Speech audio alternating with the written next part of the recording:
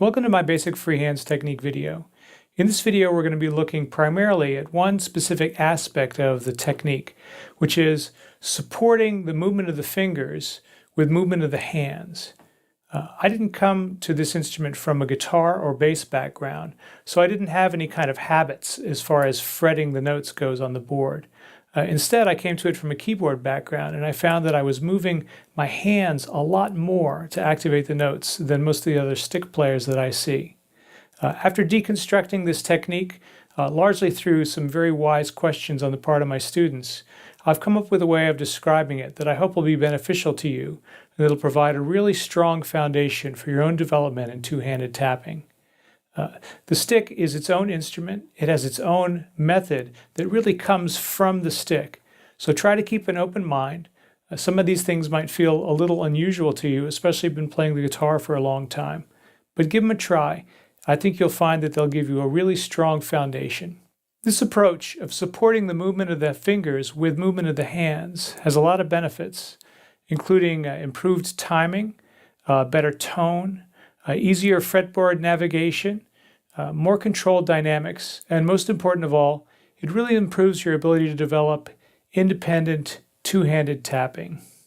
I didn't come to this instrument from a guitar background, so the motions that I like to use for fretting the notes are very different from the typical up and down finger motions that you would have on the fretboard. Instead, what I like to do is to support that movement with movement of the hand along the line of the string. You'll see what that means in a minute.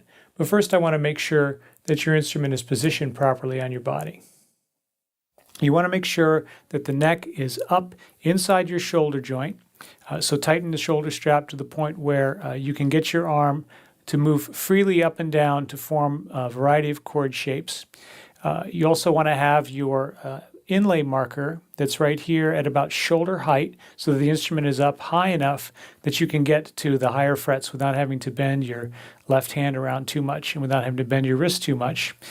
The less vertical your instrument is, the more you'll have to bend your wrist and the more difficulty you'll have sustaining these kind of left-hand chords. And also you want to place the instrument kind of at the horizontal center of your body. So when I look down, I see that my middle of my 12th fret inlay marker is kind of right in the middle of my body. That makes for easy access for both of my hands. It's really important that you can get your right thumb at least on the beveled edge of the instrument. So if you happen to be a little bit big around the middle, you can get a non-angled belt hook, which is going to rotate the instrument forward a little bit, which will make it easier for you to get that thumb there. The belt hook has 4 adjustable positions on it, and those determine how high the instrument is going to be resting on your body.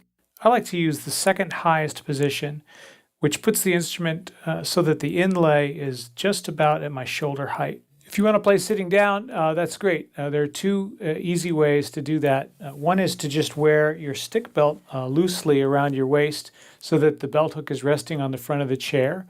Just make sure again that the instrument is up high enough that you can rotate your arm freely in order to form the chord shapes that you want to form with your left hand. This does put the instrument out a little bit further away from your body. And it does place it off just a tiny bit off to the left side, but the arms seem to be working about in the same positions and the same angles. So it's pretty comfortable. Another thing that you can do is use one of these lap bars, and I recommend that you get one that has a dip in it so that it allows the instrument to rest down a little bit between your legs. Otherwise, it's up a little too high. So you want the instrument to be balanced, again, so you don't have to hold it. And it makes it very easy to play comfortably sitting or standing with the instrument in the same position relative to your body as it would be if you were standing up. The player's perspective camera angle gives you an idea about what I'm seeing on the board and what you should see too when you look down at the fretboard. It's mainly going to be focusing on the left hand, and the close-up camera will be focusing on the right hand. So we have a lot of tools here. We're using an 11-line tab because I want to show the 6 strings that are covered by all the major tuning groups.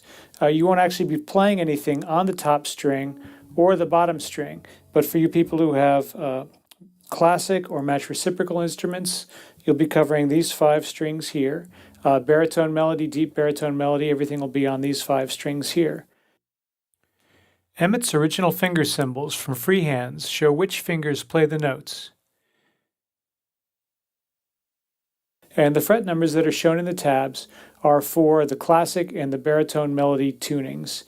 So if you're playing something in mash reciprocal or deep baritone, you're going to need to move everything up 2 frets on the board to play it. Sometimes lettered notes are shown on the charts instead. The bass strings are just 5 strings are shown. Nothing's going to be done on the 12th string on this instrument. So you'll have a very easy time finding out where everything is. So let's talk about the basic hand movement. The main idea is to keep your hands relaxed as much as possible and not stretched out. So the hand is going to move all together. The thumb is going to move with the hand. This is my contact point on the stick.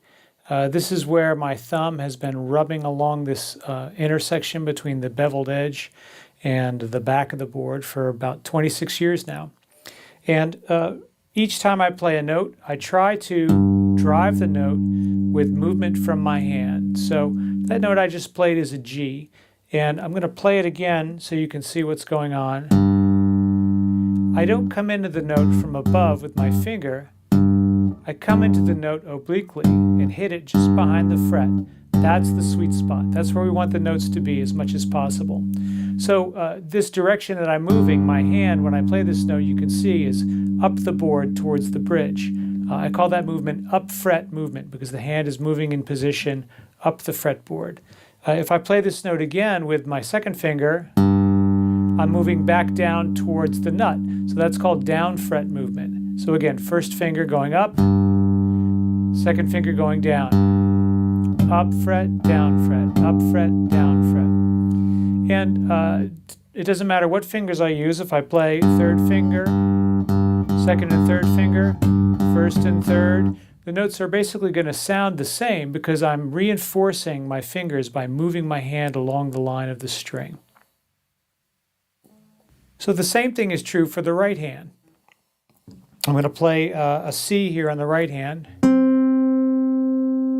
when I play it again, you can see I'm not coming down with my finger like this in kind of a typing motion. What I'm doing instead is coming in along the line of the string, moving that way. And so when I play the note with my first finger, you can see my thumb is also coming in with it. Then when I play with my second finger, I go back again, down fret towards the nut. So up fret with the first finger, down fret towards the nut with the second finger. And you can hear how that sounds. It's got a really nice deep fundamental. There's a floor underneath that note. Whereas if I play it with my finger, it gets kind of buzzy.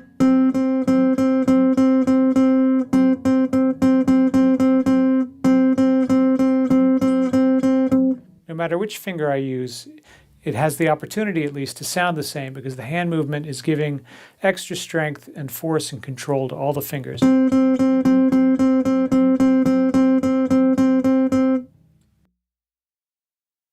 Now, what you might also notice about this is as I'm playing the notes, my arm is moving up and down. And the movement itself is very fast, even if I'm playing the notes really slowly.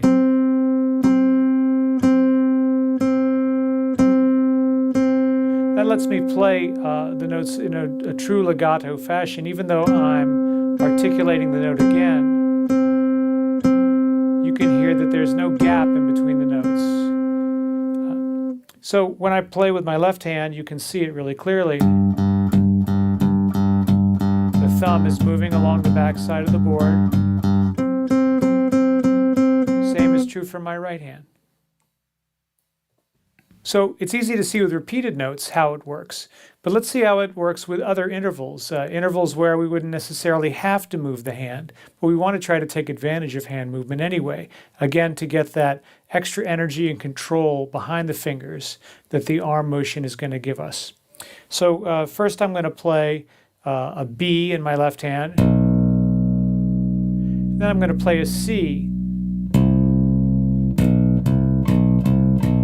Now I don't have to play those two notes by moving my hand. I could just play them with my finger motion like this. But I find a few things about that that I don't like to have happening. One of them is that I feel like all the work is being done down here in my forearm. Whereas if I involve the arm motion, I don't have to do nearly as much work with my fingers themselves. So I use down fret motion for the B, up fret for the C. And with the right hand, the same thing's going to be happening. If I play a B with my first finger, then I'm going to play C with my second finger. I'm going to reinforce that movement of my fingers with movement of the hand. I could just play it with my fingers moving up and down. But again, I feel like all the work is happening in here in my arm, in my forearm. And I'm going to have other reasons why I want to use hand motion as well. But the main thing I want to do here is just spread the work out. I've got my arm involved. This is really very similar to the way that a lot of other instruments work rhythmically. If you think about the way a guitar works when you're strumming it or when you're using alternate picking, this motion of the arm at the elbow is a big part of the timing of the phrasing. We can get that same feeling out of the stick by using this movement of the arm instead of just using up and down movement of the fingers. If we rely on the fingers for all of our timing, then the music that we're making becomes about relating the fingers to each other as opposed to about relating two parts to each other. So that's a half step, B to C on each hand, and I can play that with my second and third fingers, and it'll sound the same as it does when I'm using my first and second fingers. Again, because I've got hand movement driving the notes, it gives support to the hands so that the differences in the strength and positioning of the fingers doesn't really enter into the equation. Now let's play some whole steps and see how that feels. Now typically you would want to play, if you were using a guitar-based approach, a position-oriented approach, you would play a whole step between the first finger and the next note would be usually with the third finger like this. But we want to try to do it a couple of different ways. First we want to use the first finger and the second finger. Here's just the left hand by itself. And you can see that I'm moving along the board quite a bit. My thumb is moving with my hand. I'm not keeping my thumb in one place and moving my fingers like this. I'm moving the whole hand together.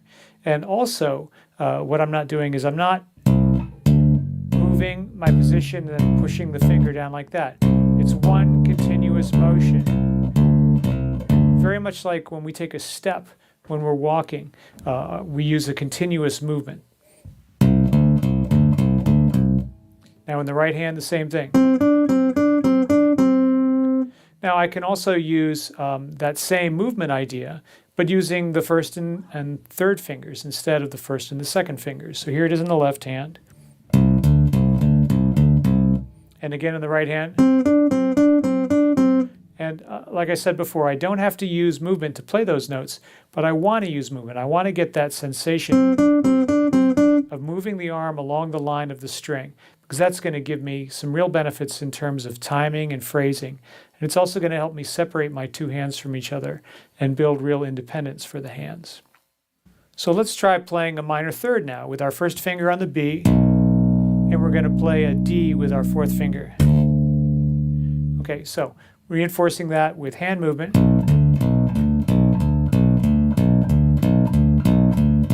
And I can move really quickly again, so I don't get a big gap between the notes. What if I use my first and third finger instead?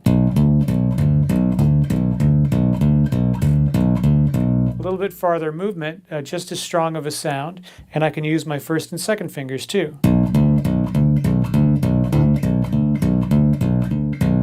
So I want to try to take advantage of hand movement as much as possible to get my hand to where it needs to be. This is going to open up a lot of fingering possibilities that I wouldn't have if I was using a more position-based approach. For example, if I wanted to continue this line, if I wanted to go B, D, E, okay, I can use that with my first, second, and third. Or I could use my first, third, and fourth. Second, third, and fourth. What if I was playing?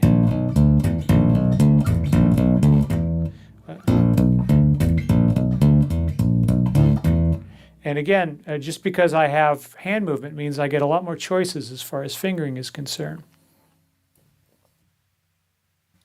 In the right hand, I'm not going to use my fourth finger, primarily because I simply don't need to, except for certain kinds of chords where I have to make an extended reach. I also use it to do things like unison bending and harmonics over the bass strings. But generally speaking, I don't feel the need to use my fourth finger on my right hand. In fact, I think it slows me down. I think that the transition between the third and fourth fingers is a pretty rough one because you've got a common tendon in here in your arm for both of those fingers. So what I'm going to do instead is I'll use my first and second finger. Let's play that minor third intervals. So we've got a B here with the first finger, D here with the third finger. And then if I want to use my first and second fingers, I just have to move a little further. I can also use my second and third fingers. And again, it's just a question of letting the hand movement get my fingers to where they need to be. So what about even larger intervals? On my left hand, I could play from a C to an E, and I could do that first and fourth finger, first and third finger, first and second finger. It's all basically the same movement, just a little bit further when I have to go from the first and the second finger. But that's really useful for me to know is that I know where the note is, and I just have to get my hand there. So I can use any finger I need to at any given point in time. Same thing goes for the right hand. If I need to play C and E here, well, that's a natural span in the scale when you use three-fingered scales. I can also do it quite easily between my first and second fingers, first and third fingers the same, even my second and third fingers. Now, I probably wouldn't play that sequence in a musical setting very often, but it's a good thing to practice.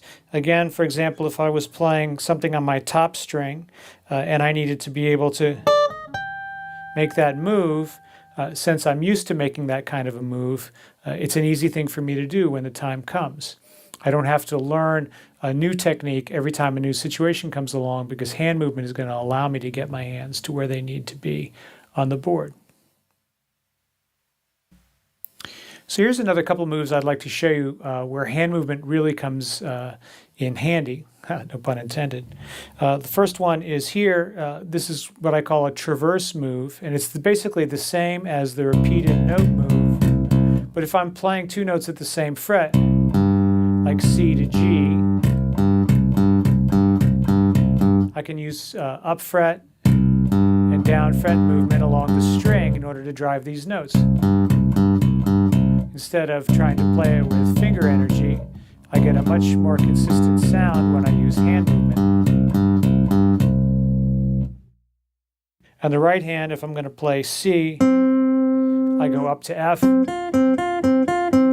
or down to G, and I want to practice it both directions. So in this case, I'm going C down to G, which is up fret, down fret.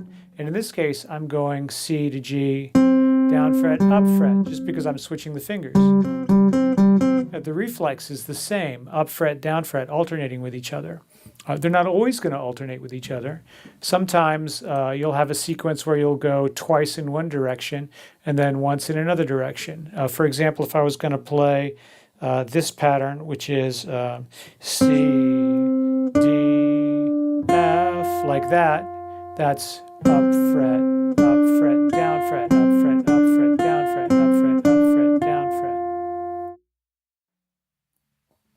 So I just want to show you an example of how dynamics works with hand motion, and you can try this yourself, and I'll do my best to make this a fair test, again, because I don't normally use just finger energy when I play.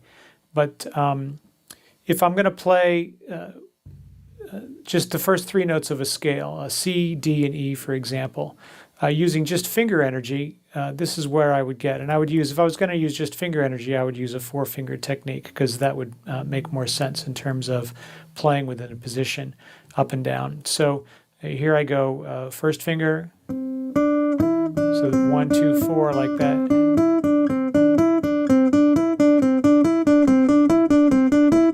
Playing as loud as I can, as hard as I can.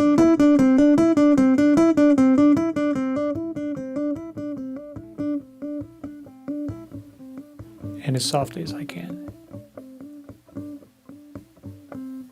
Now if I use hand movement, a different kind of control comes into play.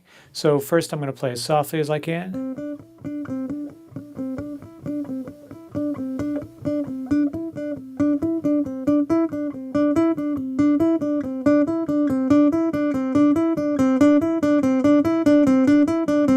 Gradually crescendo.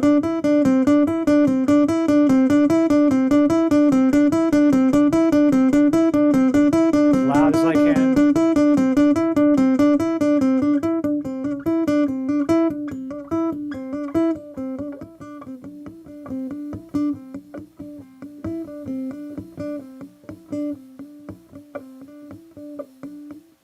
To me, I feel like I have much more control over the pace of the crescendo and the decrescendo, because the movement of the hand allows me to control the energy more.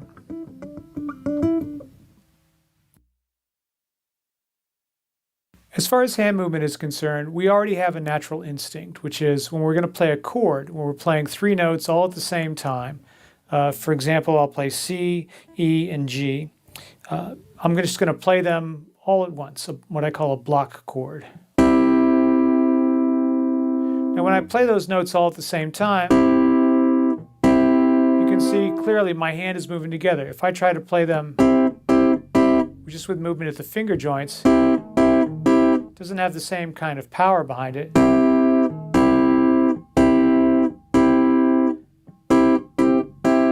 And I think your natural instinct is going to be to play using the hand's energy when you play that chord with the notes all together at the same time.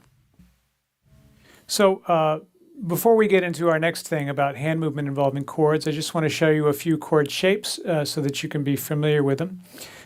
In the left hand, here's a basic major triad. So you've got the root, and then the fifth, and then the major third is played as a tenth up on the top. You'll notice that I'm allowing my hand to drop so I can form the shape of the chord really naturally. It's one of the benefits of having the instrument up in this more vertical position. So there's a C major, and then if I go up 2 frets, that's a minor chord, that's a D minor.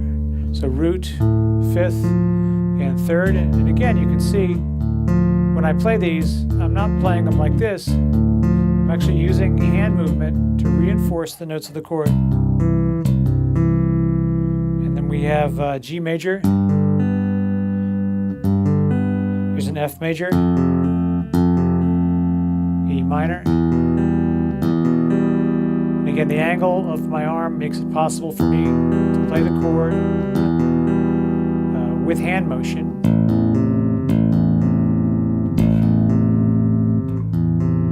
There's an A minor, and then A minor up here. And then you've also got augmented chords. So here's a C augmented, root, sharp 5, major third there. And then diminished triad, which is root, flat 5, and minor third. So these are all the basic root 3-5 chords in the left hand.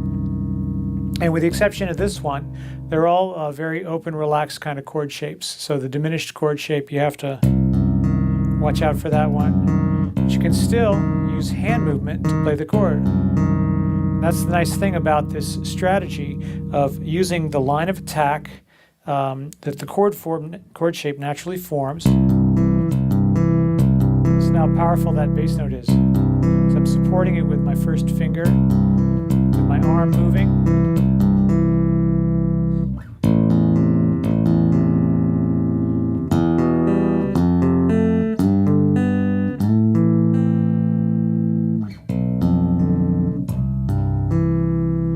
also have a lot of control just to play the chords nice and softly.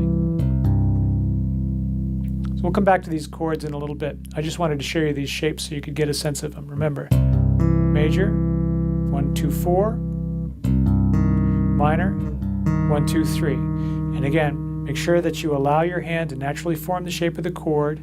Let your arm be perpendicular to that line that's moving across the chord between the first finger and then the high finger on the chord. The line is this way, the arm is perpendicular to that line.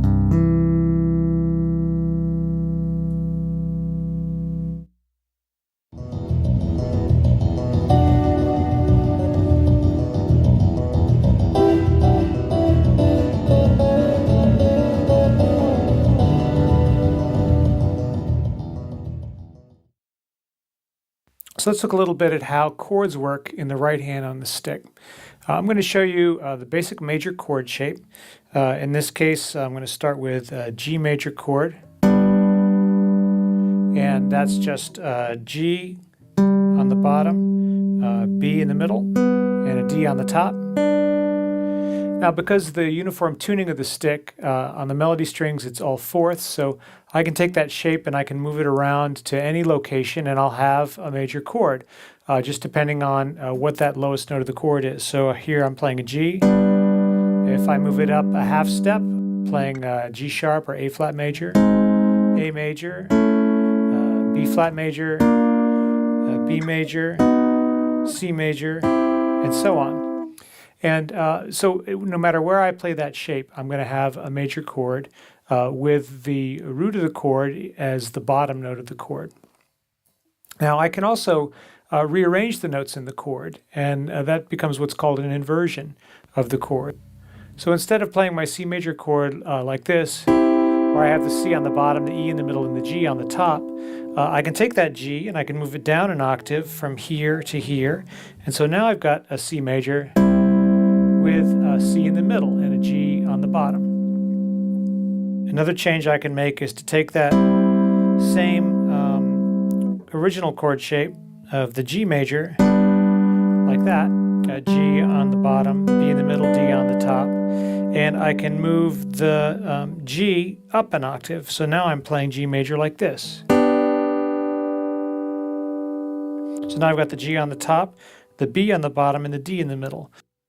Now, a great thing about the fourths tuning is that just by moving notes in the chord up or down an octave, I can move that chord across the strings. So there's G major with the G on the bottom. There it is with the B on the bottom. And there it is with the D on the bottom. And this chart will show you exactly where on your own instrument you can play this particular combination of voicings. So again, here's the G with the root on the bottom, and the third on the bottom, and then the fifth on the bottom. And no matter where I am on the board, I'm going to be able to find voicings for any chord. They won't always have the root on the bottom on certain strings. It'll have different notes on the bottom. So for example, if I'm playing a C major chord here, then I've got a G major chord on the same three strings below it there, and then I've got an F major chord up here. Instead of playing it like this, C major, and then F major, and then G major, I've got C major, G major, F major, G major, like that.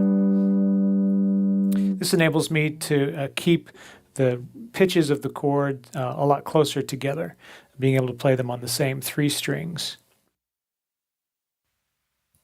I've got the same kind of thing for minor chords, and we'll use the same, well, let's change it to a different chord so you can start to learn some variations there. So instead of playing a G major, let's go ahead and play an A minor. So the A is here, and I like to play this with three fingers, the third finger on the bass note, just because that fits the scale patterns that I would know for this part of the board. But if you want to use your fourth finger, if you're more comfortable with that, whatever you're comfortable with is fine with me. So there's A minor with the A on the bottom. Then I move that up an octave, and that shape for the octave is you just go down 3 frets and up 3 strings. That's an octave shape. So I've got A minor, there with the A on the bottom, and now I've got the C on the bottom. And I can play that with my second finger playing the bottom note or my third finger playing the bottom note. And there'll be situations where you want to do either. It just depends on what else you're doing around the chord. So there's A minor, root in the bottom, minor third in the bottom, fifth in the bottom of the chord. And again, that's just moving those notes up an octave shape. So chords that are around there that are going to be related to that, okay, I've got my A minor. And then up here, I've got A, D, and F. So that's a D minor chord. And then what's my other inversion shape that's near here? Okay, so I've got A minor, E like that. And then what if I played, for example, this shape? What's that? So that's a G and a B and an E. E minor, okay? So I've got A minor, D minor, E minor. All played on the same three strings. One inversion has the third on the bottom, one has the fifth on the bottom. This has a much nicer sound, for example, than playing the chords, shifting them around the board. So if I'm playing A minor here, and then I want to move up to D minor here, and then up to E minor here, and then down to A minor again. It just doesn't sound as together. So A minor, D minor, E minor, and then back to A minor.